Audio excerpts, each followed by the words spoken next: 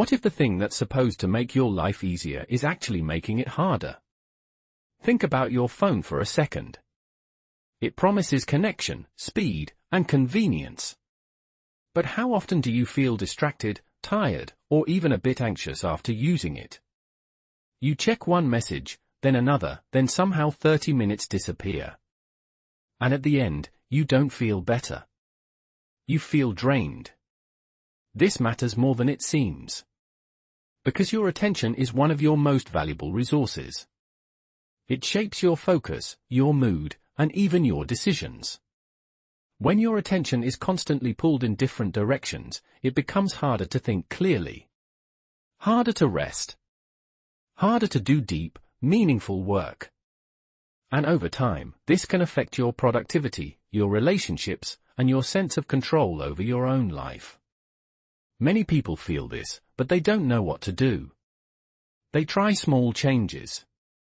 They turn off notifications, delete one app, or promise to spend less time online. It helps for a while. Then old habits come back. The problem is not just the tools. It's how we use them, and how much space we give them in our lives. This is where the idea of digital minimalism comes in.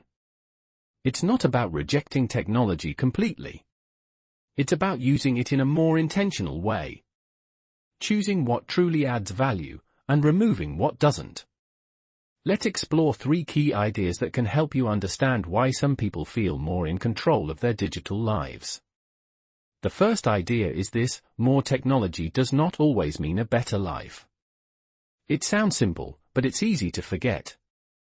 New apps and devices are designed to solve problems. But they also create new habits. For example, imagine someone who starts using a fitness app. At first, it helps them track their workouts.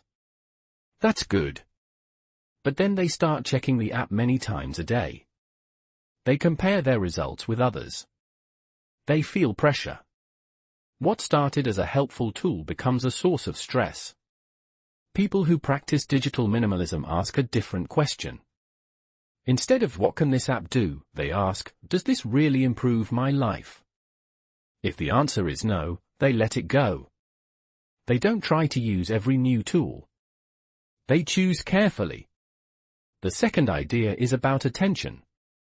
Your attention is limited, and many companies compete for it. Think of your phone like a busy street. Every app is a shop trying to get you inside. Bright colors, notifications, sounds, all designed to catch your eye. And it works. You open your phone without thinking. You scroll without a clear reason. Now imagine someone who decides to protect their attention. They remove apps that don't matter. They keep only a few important ones. They set specific times to check messages. As a result, their mind feels calmer. They can focus longer. They don't feel pulled in 10 directions at once. There's a simple story that shows this. A friend of mine once deleted all social media from his phone for 1 month. At first, he felt strange. He kept reaching for his phone out of habit. But after a week, something changed. He started reading more. He had longer conversations. He said he felt like he got his time back. When the month ended, he didn't return to his old habits. He chose a simpler digital life. The third idea is about quality over quantity. In the digital world, it's easy to think that more is better. More messages, more videos, more information. But often, this leads to shallow experiences. You watch many short videos, but remember none.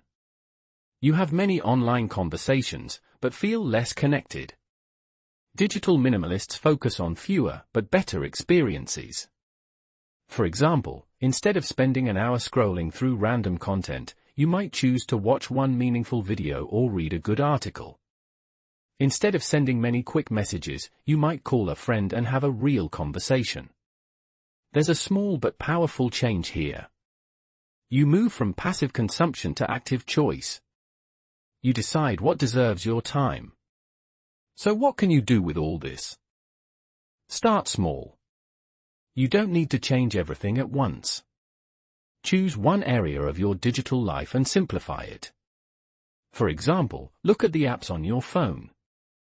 Ask yourself a simple question: do I really need this? If an app doesn't add clear value, delete it. Not later. Now. You can always install it again if needed. Another simple step is to create no phone moments in your day. Maybe during meals. Maybe the first 30 minutes after you wake up.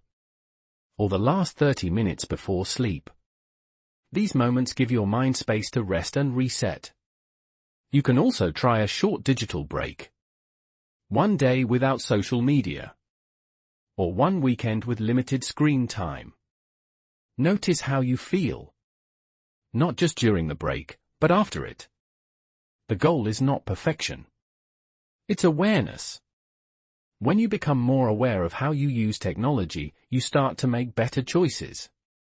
And here's the important part: this is not about losing something. It's about gaining something. More focus. More time. More calm. More control over your own life. Technology is a tool. It should serve you, not control you. Imagine a life where your phone is quiet most of the time.